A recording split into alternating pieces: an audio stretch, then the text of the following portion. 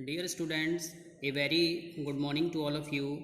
Yesterday we have discussed about how to install a Java, and before running a Java program you have to set the path and class path of bin and lib directory. जैसा कि मैंने आपको कल बताया था कि जावा की installation करने के बाद में आपको बिन फोल्डर और लाइब्रेरी फ़ोल्डर का पाथ सेट करना होता है।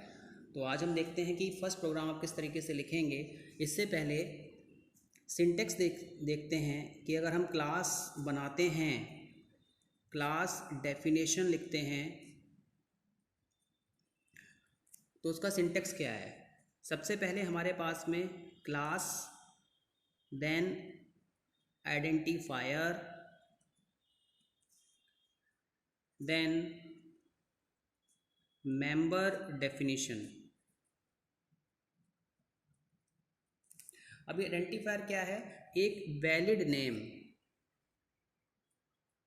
जो भी आप क्लास को नेम देना चाहते हैं एक वैलिड नेम होना चाहिए, वो हम यहाँ पर मेंशन करते हैं क्लास को आइडेंटिफाई करने के लिए। मेंबर डेफिनेशन की बात करें तो मेंबर डेफिनेशन में आप एक तो मेन फंक्शन बना सकते हैं और इस मेन फंक्शन के इनसाइड ही सारी की सारी प्रोसेसिंग होती है जावा के प्रोग्राम की।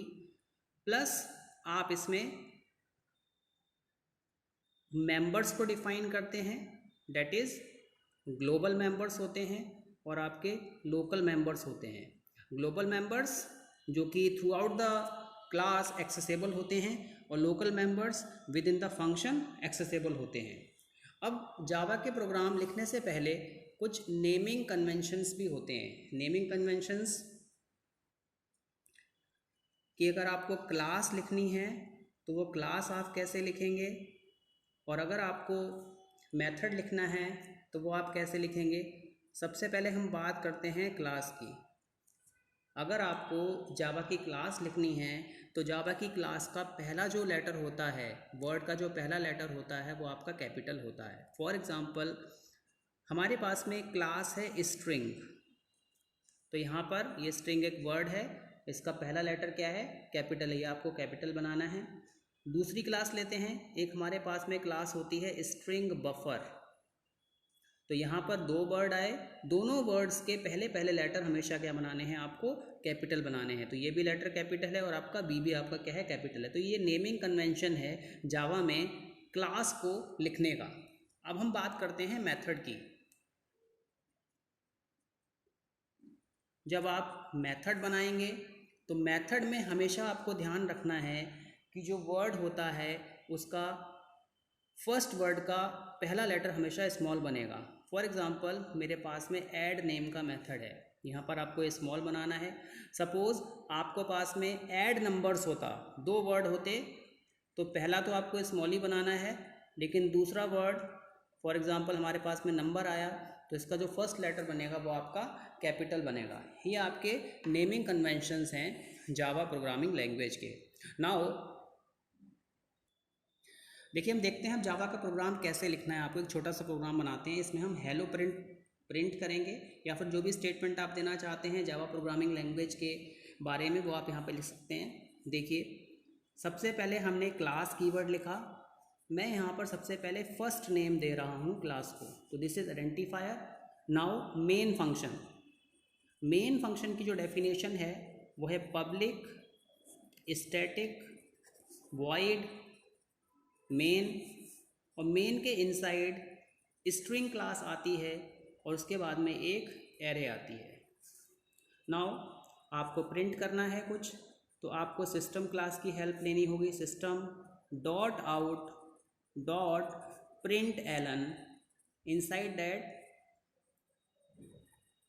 Hello Java. नाउ अब इस प्रोग्राम को समझते हैं। अगर सबसे पहले आप इस प्रोग्राम को राइट करेंगे किसी भी टेक्स्ट एडिटर पे, आप चाहें तो Notepad++ ले सकते हैं, एक बेस्ट है, इसमें आपको कलरिंग देखने को मिलेगी हर स्टेटमेंट के लिए अलग अलग।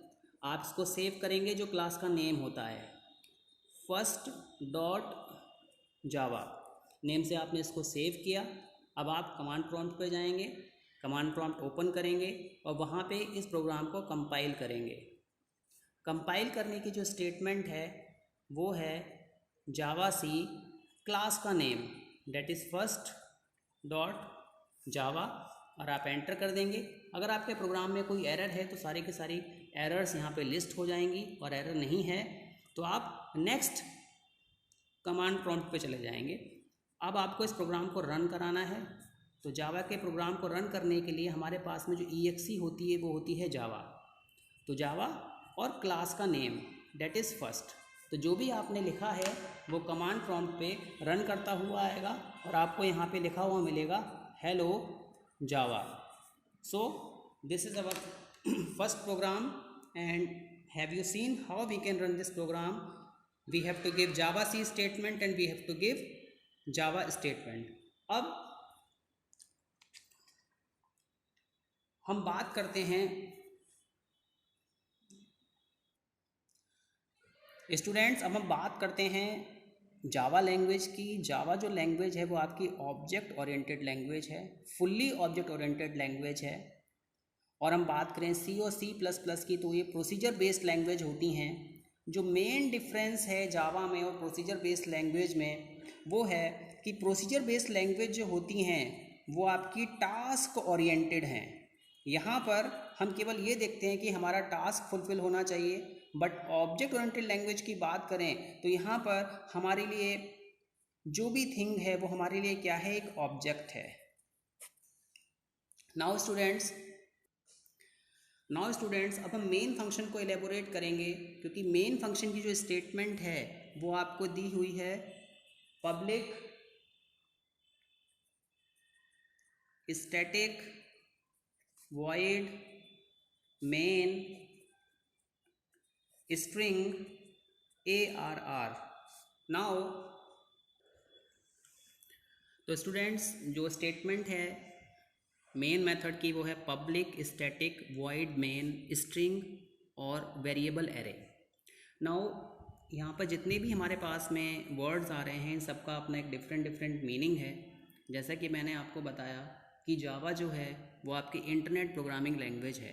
फॉर एग्ज़ाम्पल हमारे पास में स्क्रीन है, आपने देखा होगा कि आप कहीं पर भी लॉगिन करते हैं, आपने जीमेल पे लॉगिन किया है, फेसबुक पे लॉगिन किया, तो आप क्या करते हैं, सबसे पहले यूज़र नेम आप लिखते हैं, उसके बाद में पासवर्ड देते हैं।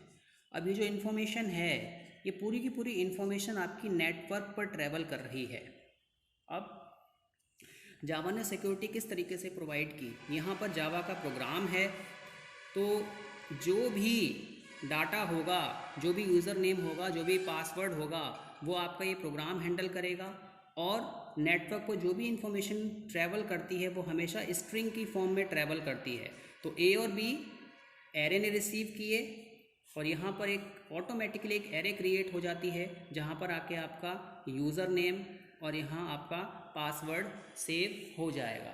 तो यहाँ पर मेन मेथड में इसलिए आपको स्ट्रिंग दी गई है। नाउ मेन, जैसा कि आप सभी को पता है, आपने सी के प्रोग्राम डेवलप किए होंगे, आपने C++ के प्रोग्राम डेवलप किए होंगे। इन सारे के सारे प्रोग्राम्स में मेन जो होता है वो आपका एंट्री पॉइंट है। कंपाइलर मेन से एग्जीक्यूशन स्टार्ट करता है। अब हम बात करते हैं वॉइड की। देखिए, अगर हम वॉइड की बात करें तो C और C++ की अगर हम बात करते हैं तो आपने देखा होगा कि हम यहाँ पर इंटीजर मेन भी यूज़ करते हैं। तो इसका मतलब क्या है कि जैसे मैंने आपको बताया कि प्लेटफॉर्म डिपेंडेंट बिहेवियर होता है, कि जो आपका प्रोग्राम है वो आपका ऑपरेटिंग सिस्टम की हेल्प से रन कर रहा है। तो ये जो वैल्यू होती है वो OS के रिटर्न होती है, बट जावा का प्रोग्राम जो होता है वो हमेशा JVM पे रन करता है। तो इट मीन्स कि नो वैल्यू इज